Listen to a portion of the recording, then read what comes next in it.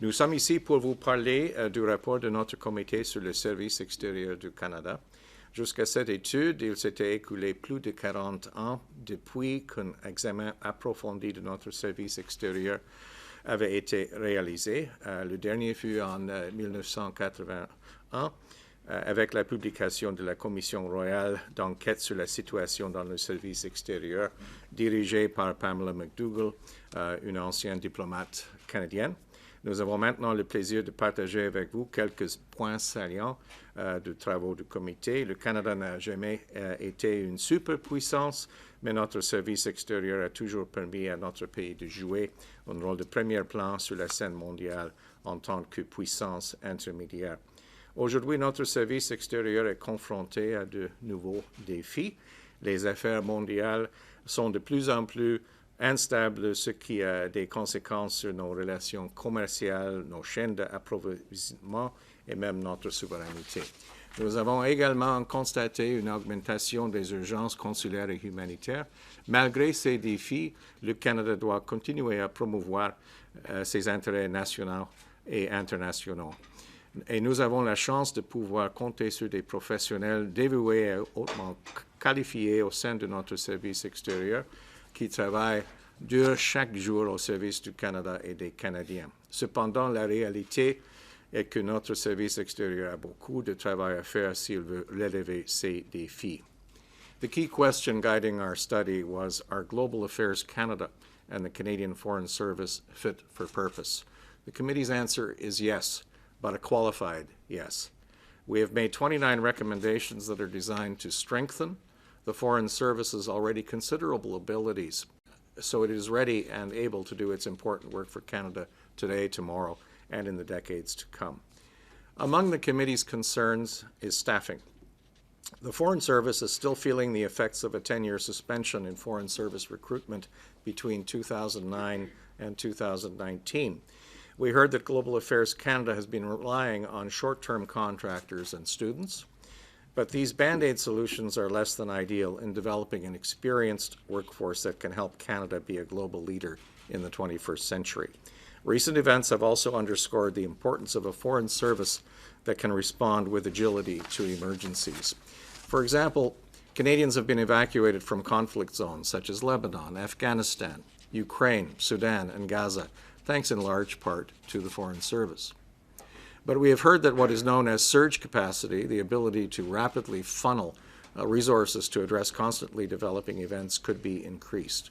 Canadians abroad should feel confident that their Foreign Service will be there for them in their time of need.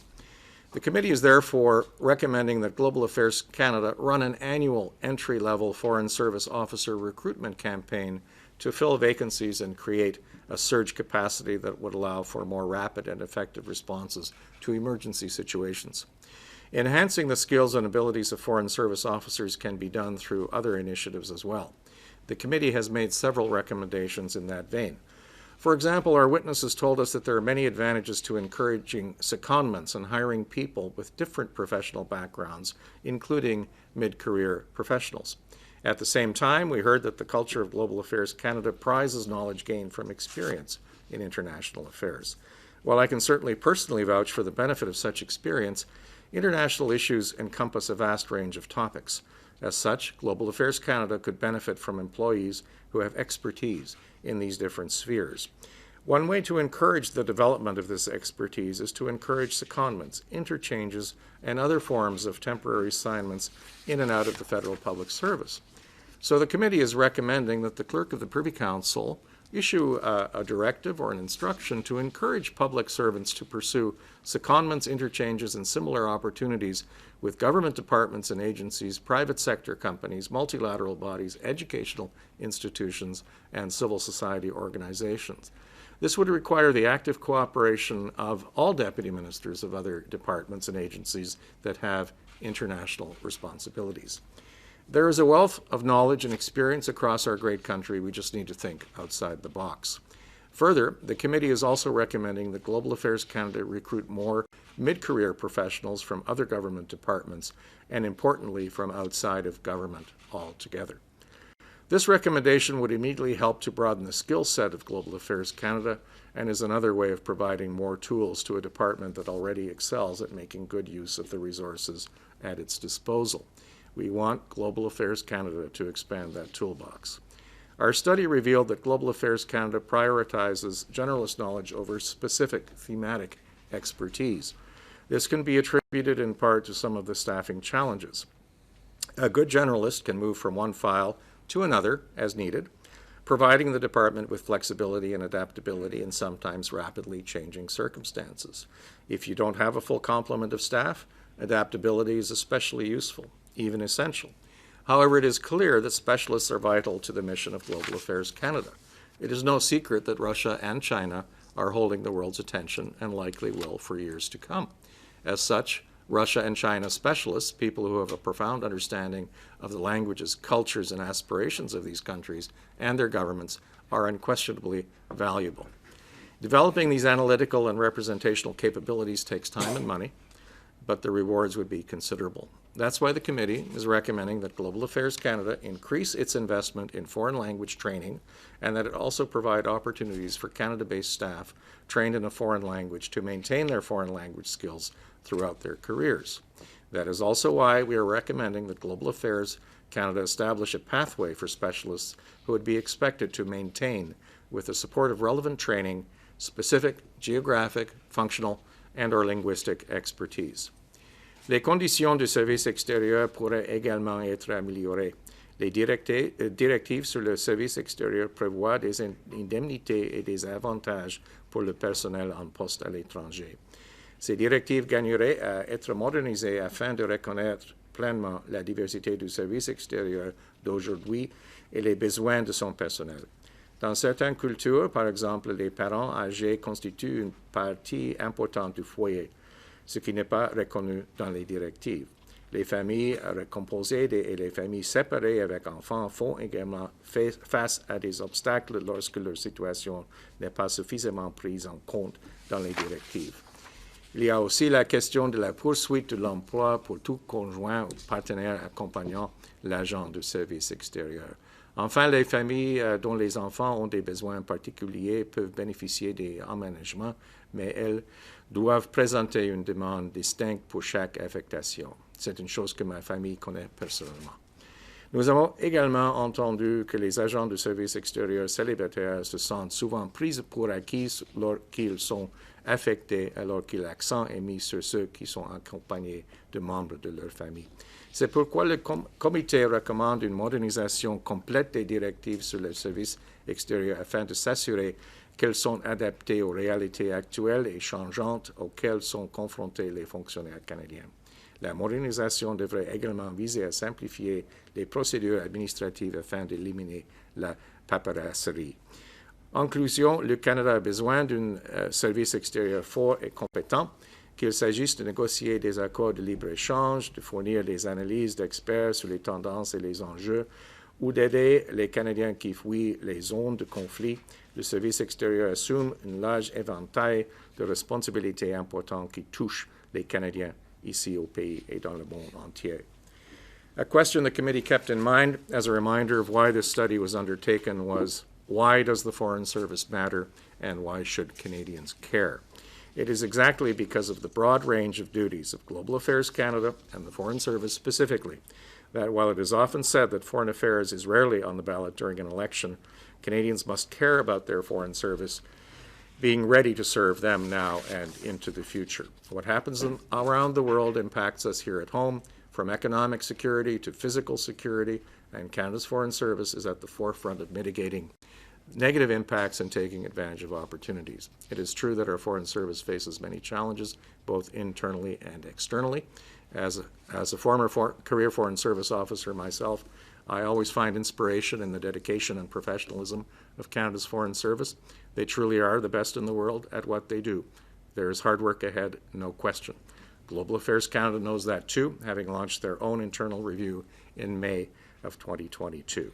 I have every confidence that the federal government will consider our report seriously and take appropriate action informed by the committee's recommendation. The committee launched this generational study in April 2022 with the goal of completing a thorough and thoughtful review of Canada's foreign service and the foreign policy machinery at Global Affairs Canada. As chair, I'm very proud of the result of that study, this excellent report, and see it as a roadmap Global Affairs Canada can use to modernize the foreign service as it considers lessons learned during its own Future of Diplomacy review. I look forward to how the committee's recommendations will be implemented and have no doubt that they will serve to bolster an already strong foreign service. I will now pass the floor to my colleague, the Deputy Chair, Senator Harder. Thank you very much, Senator Boehm. Senator Boehm has laid out a compelling case for some of the key changes that ought to be made to make sure our foreign service remains fit for purpose. Over the next few minutes, I'd like to make the case for why Canada and Canadians need a robust and engaged foreign service. Because there's a misconception that the work of the Foreign Service is confined to the ballrooms of the world and far removed from the concerns of most Canadians. The truth is far more complex. One extremely important function of the Foreign Service is helping Canadians who are facing emergency situations abroad. Senator Boehm alluded to this, but here are more details to show you the scale on which the Foreign Service operates this mandate.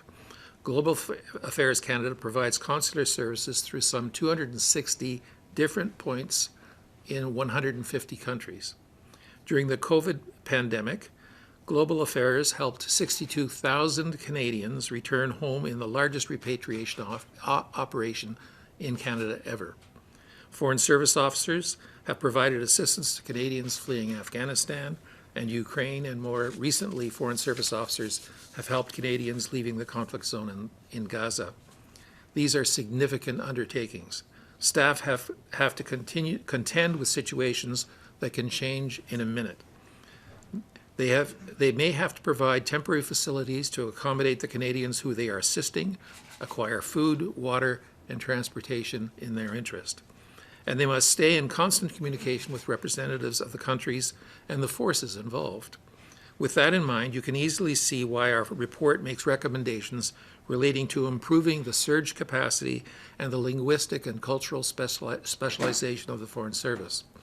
Less dramatic, but no less important, is the work of trade commissioners who support Canadian businesses, and the work that those in the immigration stream do to reunite families, and the work of diplomats who represent and advocate for Canada's interests, your interests.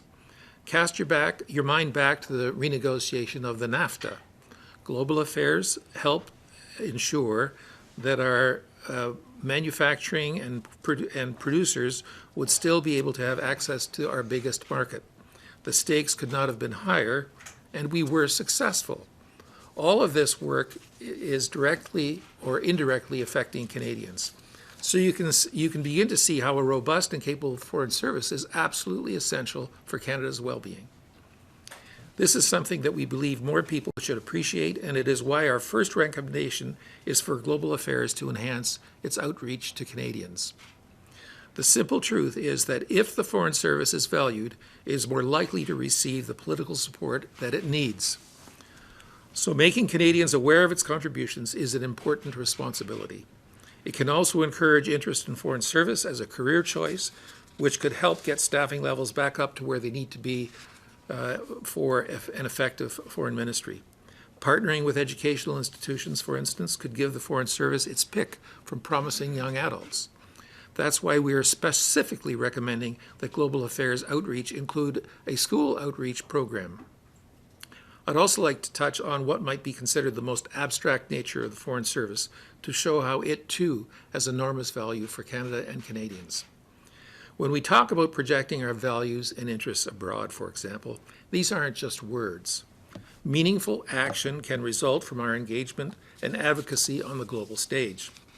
A brief from former members of Global Affairs Legal Bureau to the committee outlines successes that have been achieved with Canada's know-how. These successes included the creation of the International Criminal Court, the Law of the Sea Convention, which outlines countries' rights and obligations relating to maritime resources, and a number of international trade deals to create new markets for Canadian goods and more choice for Canadian consumers. The year 2013 also saw Canada's international development efforts become part of what is now Global Affairs Canada. Foreign service staff in the development stream have helped citizens in countries across the world gain new skills, new hope, and a better standard of living. These are no small accomplishments. But for Canada to continue to help itself and the world, our committee has identified areas that require improvement. We hear testimony that global affairs legal expertise is declining, and that senior managers have considered ceding this line of business to the Department of Justice. In our view, this would be a mistake. The strength of global affairs legal team is that they are diplomats and lawyers. That double expertise would not be easy to replicate elsewhere, and it takes a career to develop. This is why we are recommending that Global Affairs maintain its Legal Affairs Bureau and senior legal advisor within the department. It also has been brought to our attention that the integration of international development work has not been seamless. We heard that some employees in the development stream left Global Affairs because of a lack of recognition for their contributions. So we are recommending the Global Affairs break down the silos between diplomacy, trade, and development in the future. The title of our report is more than a vocation. Foreign service is a demanding, high-pressured occupation that can have a profound effect on Canada and the world. The people who take this on are particularly capable, loyal, and driven to succeed. They understand the job is more than a vocation, and they really have risen and will continue to rise to the challenges of our century. It's time they receive the support they need so that they can continue to support us. A strong foreign service is essential for a strong Canada. Thank you very much, and we'd be pleased to take your questions. Thank you. Merci. C'est le temps des questions. Is it time for questions? If you would like to ask a question, please raise your hand. Chris Nardi, National Post. Didn't touch it, I promise. Good morning, Senators.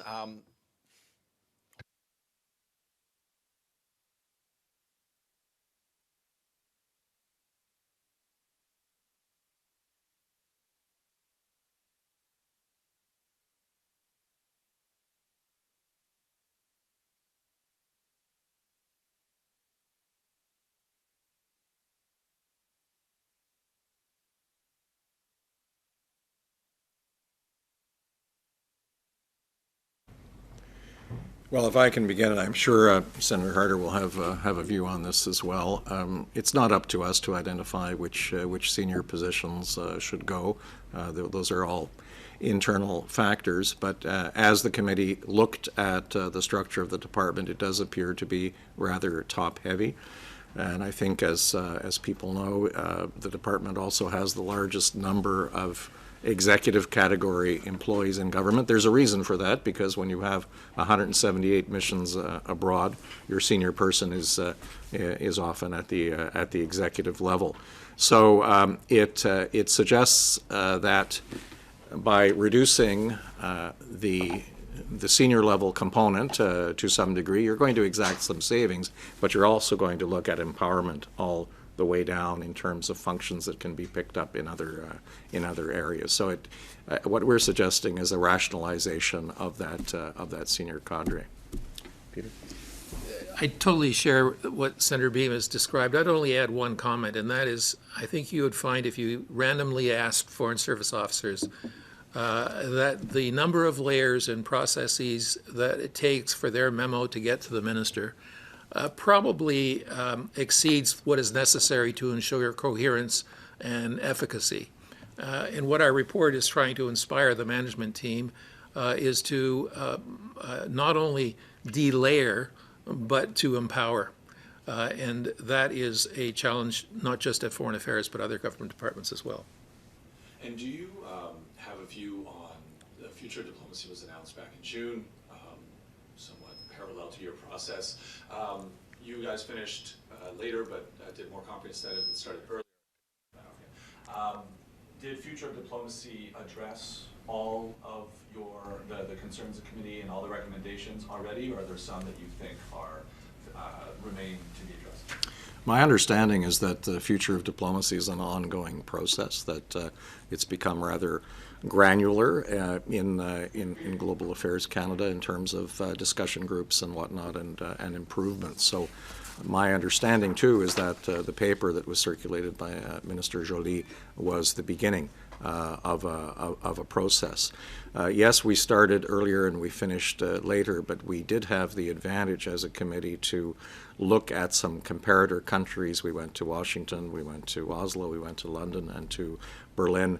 All of those governments, which are like-minded, to use the parlance, are going through similar considerations and pressures in terms of having their foreign services be fit for purpose and modernized. So my assessment is that our recommendations are complementary to what is going on internally at Global Affairs Canada. So would you say you're satisfied with the policy? I'd add a point. There are some things that we can raise in this report that the department cannot raise itself. I think that our advocacy on funding, on the necessary engagement of a recruitment that is nationwide, the investment in some of the areas that we've suggested, need to have broader Government of Canada support. So while I think we are entirely complementary to the work that is underway, we are trying to galvanize a broader effort of reform and engagement on global affairs issues across the Government of Canada. And it's very difficult to push change when you're facing a budget cut and trying to rationalize your resources. Okay. Y a-t-il d'autres questions? Other questions? Neil Moss, Hill Times. On the you mentioned, how confident are you that process can occur in this reality, and what type of what dollar figure on that reinvestment is necessary? I don't have a dollar figure. I think the reinvestment and the modernization, that has to come from the top. So the political will has to be there from obviously from the minister, but I think the Prime Minister as well, if Canada wants to continue as a global actor and be ready for the challenges of the future. So the support has to be there to the Deputy Minister and to the team that is working on the transformation exercise. I'd just add, I think we could take some inspiration from aspects of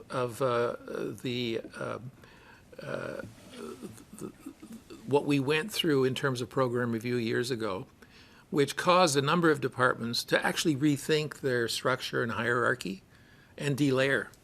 And I hope that rather than take the opportunity to simply shrink the existing hierarchy, there's the opportunity taken to actually rethink the nature of work and how to both decentralize and empower.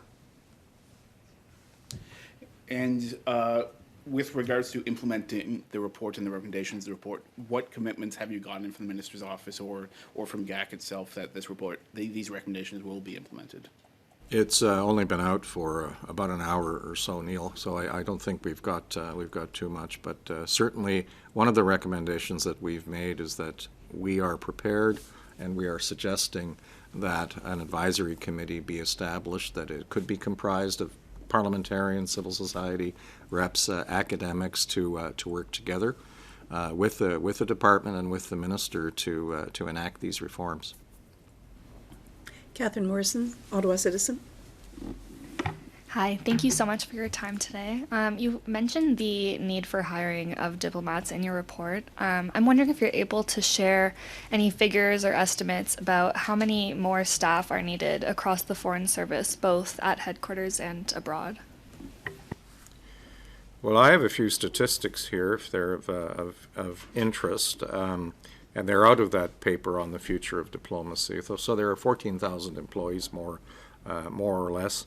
8,300 are Canada-based staff, or count as that, and that includes about 2,000 Foreign Service officers covering the different streams, and 5,000. And there are about 5,600 locally engaged employees. So part of the idea is if you're trying to enact cuts, and I went through the program review as well, a bit more junior than Senator Harder at that time, but later on, when I was an ambassador, the Deficit Reduction Action Plan from the Harper government.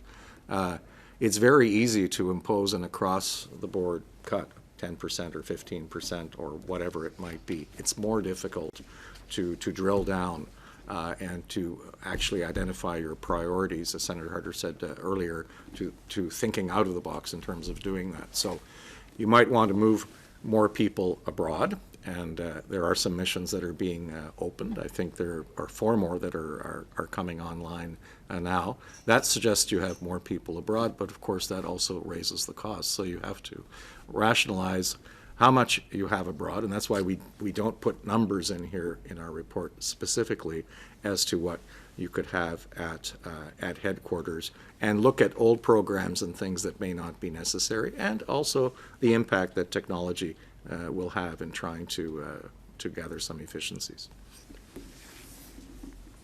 Thank you. And also at a committee meeting last week that was doing a study of Canada's diplomatic capabilities, the OGGO meeting, a witness mentioned that kind of in order to garner more support from Canadians, the government needs to be more transparent about changes in the international environment and how that can impact the country's prosperity, security, and political values. So I was just wondering if you could share if you agree with this and how the government might be able to do that. Wasn't our committee. It was the House of Commons, right? Well, look, I think that increasingly Canadians are understanding that foreign affairs is not something that happens over there. It actually affects their livelihoods and their workplace and their personal and economic security. If there's a grain embargo in relation to Ukraine, that affects the farmers here with respect to nitrogen. So what I think we need to recognize more openly and transparently is that the world affects, what's going on in the world affects us here, and that's not just foreign affairs. That is actually domestic affairs expressing themselves in the global situation. And I think our politicians class needs to be better engaged in explaining to Canadians how the world has changed and how we need to reflect our interests in the face of those changings. Okay. Chris Nardi, National Post. I love you, the front page of the report is rather stark image. Give me an explanation. Tell me about why the floppy disk. Diskettes.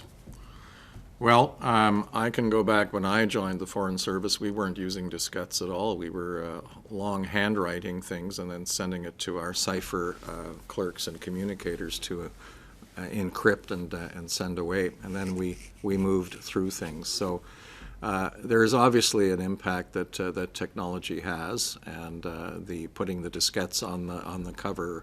The idea was to indicate, well, we have to modernize, and it's an evergreen, continuing thing that has to happen. So, if it caught your attention, then we're doing our job. And you mentioned a series of language training, expertise. You mentioned in the report a lack of expertise or a loss of expertise that is concerning to you. Do you think that a lot of the initiatives that you've been pushing can be done with the reallocation of existing budgets in light of the fact that, and even Mr. Morrison seemed to be warning in August in the implementation that there is a world in which there is no new money. Can this all be done via reallocation? Not in my view. I would agree, and particularly on the investment in foreign language training. Well, there's language training. We're suggesting ab initio official language training for everyone who comes in, because that had sort of fallen off to the side as well.